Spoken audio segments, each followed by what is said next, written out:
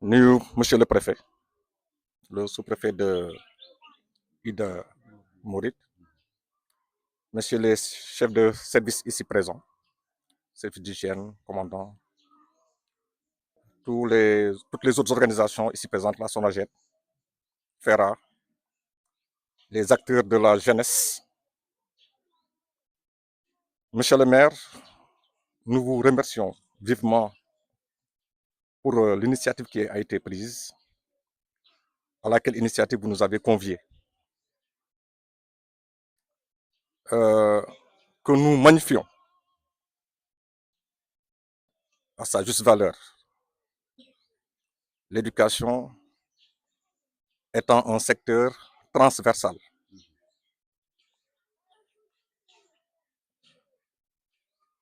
Toutes les familles d'acteurs méritent remerciement, mais surtout encouragement parce que c'est un domaine qui se gère au quotidien. École du lu yomb école du lu yomb yor école dafa laaj quand même beaucoup de courage. Il y a beaucoup de dimensions humaine wax nga ko, il faut des enseignants yenn saa yi du mat, c'est la collectivité qui prend ses initiatives de compléter. Il faut aussi la dimension physique, l'environnement am na solo parce que nit sooy jàng da nga war a nekk ci milieu boo xamante ni c'est un milieu assaini. Donc quand on parle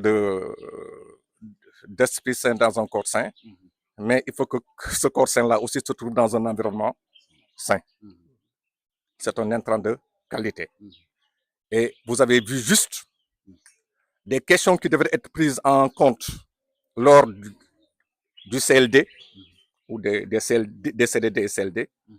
Déjà, vous avez anticipé. Et une très bonne anticipation qui nous permettra de transformer en réalité ce slogan-là qui était là depuis presque, je crois, 10 ans par une organisation de la société civile, la COSI, la COSIDEP, qui avait déjà mis ce slogan qui renvoie à Ubitei Djangatei. Mais Ubitei Djangatei, pour moi, il faut que mu am ay jàngalekat mu am ay écoles yoo xamante ne mën nañu accueillir ay xale. Et je crois que ni ci loolu ngeen nekk, et cela me rend optimiste quant à l'avenir de l'éducation, je dirais dans la commune de Saly Escale, mais dans la circonscription même de Koungheul de façon générale. Donc moo tax sama kaddu moom mooy kaddu gërëm la sant leen, en tout cas ñaax leen ngeen gën a góorgóorlu parce que l'éducation elle n'est pas facile, elle est complexe. Vous avez donné l'exemple des étudiants, ce qui est une excellente chose parce que ce sont eux demain qui viendront peut-être prendre les places que nous occupons aujourd'hui. Investir sur eux est une excellente chose. Donc c'est ce que j'ai à dire. Encore une fois, remercier toutes les familles d'acteurs, les chefs de village, les jeunes, les mouvements associatifs, les services, en tout cas Baye Moken, et vraiment souhaiter que nous puissions arriver à une année scolaire qui pointe déjà à l'horizon et vraiment vivre cette année scolaire-là dans la paix, la sérénité et que quand même nous puissions avoir les meilleurs résultats. Je vais terminer par là. Les meilleurs résultats, oui. C'est vrai qu'au niveau des examens scolaires, nous avons fait des jéego. Cette année, il y a eu un bond par rapport à l'année dernière en termes de résultats scolaires au CFE et au BFM, et je crois même au bac. Mais quand même, là où on n'est pas très satisfait, c'est qu'on n'a pas vu encore, surtout cette année, des enfants qui seraient sélectionnés pour le concours des écoles d'excellence comme Mariamaba ou Dara Rama. Cela veut dire que c'est bien de faire des résultats, mais il nous faut construire, il nous faut fabriquer ce que l'on appelle l'excellence. Et là aussi, je voudrais que nous inclure si c'est une préoccupation, au moins voir quelle stratégie, détecter les jeunes talents qui sont dans les classes, mais les confier à des gens qui vont les suivre Parce que je dis encore une fois, l'excellence, elle se fabrique. Voilà. Qu'il soit au-delà du niveau de la classe de CM2, même s'ils font le CM2 par exemple. Parce que les concours là, ça demande de l'excellence. C'est ce que je voudrais, donc c'est par là que je voudrais terminer. Encore une fois, monsieur le préfet. Donc je remercie tout le monde et souhaiter à tout un chacun une très bonne rentrée scolaire. Je vous remercie. Man Alhaji Sader Dieng tey li ñu fi dajale moom mooy que ne dañu war a commencer notre campagne de désherbage des écoles publiques de la commune de Saly Escale ndax dañoo jublu ci ubbite école yi am ñax ñu war koo defaraat tey nag bi ñu woote jeunesse su Saly Escale cadre de vie Sonaged les ASC avec les présidents de zone ñoom ñëpp ñëw neen ànd ak ñun dalal gan ñi nga xamante ne nii ki si jiite délégation bi lépp moom mooy le sous-préfet de l'arrondissement de Ida Mouride ànd ci ak le commandant de brigade aw de la gendarmerie de Koungheul ànd ci ak capitaine Sy bi nga xam ne moom moo jiite service d'hygiène département bu Koungheul ànd ci ak ki nga xamante ne nii boo tuddee njàng ak njàngale moom mooy le responsable du département mooy IEF mi ngi nii taxaw ànd ci ak le président de l'ODCAV sunu frère Pape Mor mi ngi lay dalal bu baax waaye ànd ci ak le président du conseil communal de la jeunesse de Saly Escale Souleymane Ba ànd ci ak tout le bureau municipal les enseignants wañ le président de la commission éducation Amad Top président parents d'élèves yi ñu ñëw borom dëkki Saly Escale bi nga xamante ne c'est le président de tous les chefs de village de la commune moom aussi mu dalal ñi liñ si jublu nag mooy duñ ko bàyyee service d'hygiène duñ ko bàyyee enseignants yi duñ ko bàyyee codec dañ ne tey école bi ñi fiy jàng di Saly ak si 21 écoles yi nekk si commune bi yépp ña fay jàng ñoom ñooy sunu ay rak di sunu ay njaboot te fii ñuy jàngee cadre bi ñu fexe mu set fexe mu ñoŋ fexe mu taaru dara gënu ko ëpp njëriñ si œuvre sociale pour une communauté bon loolu mënuñu def lu dul gërëm ñëpp sant ñëpp kenn desul population bi ñëpp benn leen tey ñu fas yéene def lancement bi bu ñu paree def calendrier bi def neen ko ba noppi sax dem ci école yëpp éducation nag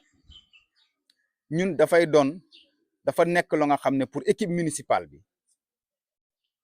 moom mooy la première priorité de la commune foog naa ne bi ñu ñëwee 2022 ba léegi liñ ci def en termes de fourniture scolaire en termes de recrutement d'enseignants dans le cadre du PPADH clôturer ay écoles foog naa ne léegi li fi des bu baree ba bare ëppul ñeenti écoles yu ñu clôturer wu démb si ngoon maa ngi woon ko doon xooli école bi ñu doon clôturer foofu clôturer neen Kër Samba clôturer neen Makka Guy clôturer neen Xosnaan clôturer neen Pakala clôturer neen Kokoto Congo clôturer Yamong clôturer Xosnaan defer salle de classe à Ndanga abri provisoire la woon benn abri provisoire moo ñu dese woon ci commune bi muy Nioro Thialène ña ngi fa nekk di construire salle de classe ba pare na démb ci heure bi ñi ngi def ak étudiant wu Saly Escale lu mosul am Saly mooy mairie bi remettre leen subvention jàppale leen ci lu toll ci 5 millions bon loolu c'est une première dans la commune d'arrondissement dans la commune de Saly Escale loolu nag bu ñu koy def xam ne liñ ñi dénk dañ ko war a jël delloowaat ko ci askan bi tey ñii di jàng fii démb rek ñu ngi may wax ne ma ren Saly am nañ 46 nouveaux bacheliers on avait 135 étudiants ci université yi nekk Sénégal yëpp démb 46 dolleekuwaat nañ si donc tey liñ leen di gën a ñaan rek mooy ñu gën a góorgóorlu parce que c'est la jeunesse de Saly Escale qui doit assurer le développement de Saly Escale mënuñu compter ci lu dul la jeunesse de Saly Escale donc di gërëm ñëpp suñu xol sedd na vraiment kontaan nañ ci présence su kilifa yi yëpp toog ku ci nekk amoon na yitte bu mu am mais ñëpp bàyyi ko ndax ñëw pour dooleel ñi ngir sagal ñi ngir jëmmal ñi ngir taaral bés bi dëgg yàlla amuñu seen fay inspecteur monsieur le préfet bi tey Sonaged cadre de vie yéen ñëpp service d'hygiène amul benn yitte bu ñuy am te service d'hygiène buñ ko waxee du ci taxaw ziyaare yeeg lépp donc ñu ngi gërëm ñëpp ñu ngi sant ñëpp wax dëgg yàlla loolu rek moo doon samay kaddu maa ngi gërëm ñëpp di leen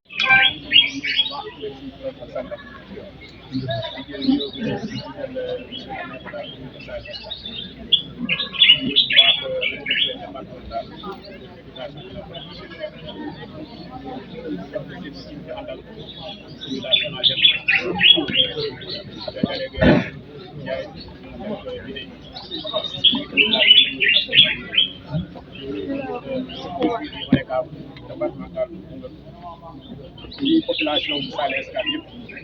tey nag ñu teewoon fi rek le sous-préfet de l'arrondissement de Idda El Hadj Pape moo ko teew mais daa fekk ni dafa am beneen activité bu dem parce que yaakaar naa que DG de l'ASER moo war a ñëw tey war a dem ànd ak délégation départementale yebal ma fii nag teewal fii si activité bii vraiment di remercier toute la population de Saly Escale am mbégte nag personnellement ñëw teew fii si école bii di école Saly fii nga xamante ne que bokk na si institution yu gën a am solo si dëkk mooy école parce que fii la ñuy tàggatee ndaw ñi fii la ñuy defaree doomu aadama donc bu ñëwee nag tey amal ci activité citoyenne bii nii dañ si am mbégte bu baax a baax a baax a baax te di remercier encore une fois tous les jeunes yu fi teew di wax rek ni wala dafay waral di lépp ni dëkk si dëkk bi di defar dëkk bi moo gën te lii nii dafa bokk si li defar dëkk bi il ne faut pas se limiter si activité bii rek mais il faut continuer que lépp la nga xamante ne que day defar dëkk bi rek vraiment ngeen dox et on est en train donc de voir que la prise de conscience commence à se réveiller donc dans l'arrondissement parce que fan yii rek def nañu commune Fass Cekkeen les jeunes génn en masse pour defar le tronçon entre Fass Cekkeen ak Koungheul loolu tamit c'est une activité bu ñu saluer te rafetlu yooyu tamit day jox tey pour nettoyer école bi pour préparer donc la rentrée des classes loolu je pense que activité bi gën a am importance ñu leen wax rek ni vraiment ngeen gën a góorgóorlu ci liy defar dëkk bi ci liy ñoŋal dëkk bi en tout cas on est tellement content pour mën a participer ci activité bi te xam naa bu ñu ko teeloon njëkk sax dina am neen lu gën demee en tout cas ñu ngi remercier bu baax l'inspecteur bi nga xamante ne que dañ koy jaajëfal bu passage rek parce que yaakaar naa ni di ko souhaiter aussi une bonne mission pour ce département de Koungheul donc on avait l'habitude de travailler avec l'inspecteur Guèye moom moo fi ñu inspecteur Guèye mais ñu ngi koy ñaanal yàlla rek vraiment mu am réussite ñu ngi dégg département de Koungheul ci wàllu éducation si fu nekk ku nekk xam na ni département de Koungheul c'est la locomotive de la région de Kaffrine parce que yaakaar naa ni résultat yi dara mais c'est grâce au département de Koungheul fekkee région de Kaffrine mi ngi nekk en tête ou bien fait partie des régions qui sont en tête parce que c'est exclusivement au département de Koungheul loolu ñu rafetlu la di encourage vraiment tous les acteurs les enseignants ñëpp daal vraiment di leen di remercier bu baax a baax di profité rek ci lancer encore un appel mu nga ci suñu xarit bii di Fatima ñoo ci jiital teewal la Fadika gën a soññi les ASC ñu mën a jàpp si activité bi nekk dëkk bi nga nekk ASC yi fa nekk vraiment bu école demee ba ñu waaj a comme période bii nii il y a une semaine de la rentrée vraiment ngeen génn ngeen defal école donc dañ ko defee rek je pense que daa ngeen mën a faciliter la tâche aux enseignants yi ñëw mais aussi aux élèves yi ñëw parce que bu ñu ñëwee fekk terrain bi balisé wu rek je pense que travail bi day daal di yomb rek en tout cas ñu ngi leen di remercier bu baax vraiment di kontaan si activité bi di ñaan yàlla mu gën a yokk gën a sax donc tey école bi la suba mën na nekk bat armée bi ginnaaw suba mën na nekk stade bi feneen ak feneen fépp nga xam ne benn ko demee def ko rek dina baax ngeen taxaw si vraiment di encourage encore aussi monsieur le maire di ko féliciter ci activité yi ou bien si réalisation yi muy def di mën a si wàllu éducation au niveau donc de sa commune vraiment ñun dara umpuñu si voilà on est en train de suivre la presse on est en train de voir lu ñu réaliser et encourager rek te di ko ñaanal yàlla vraiment bu ñu teg tànkam foofu la ñu continuer mais aussi ngeen jàppale ko mu kese lu dara il faut que ngeen accompagner ko ngeen jàppale ko xelal ko dooleel su ko defee moom dina am fit vraiment mën a dem ci kanam en tout cas ñu ngi leen di sant bu baax vraiment di leen gërëm di kontaan bu baax si ngeen dugg ko saa yéen daal fekk ci donc activité bi mel ni te ñu ne rek pour féliciter encore la presse liggéey bu am solo di ngeen def au niveau donc du département bi tey parce que lépp lu xam rek yéen di relayer à travers les sites ou bien à travers yeneen canal yi dara leer jot ci ñu su amee rek ñu leen remercier bu baax a baax kontaan si Firi Info donc info xibaar bamb et cetera en tout cas ñu ngi leen di gërëm bu baax a baax kontaan nañ trop merci beaucoup.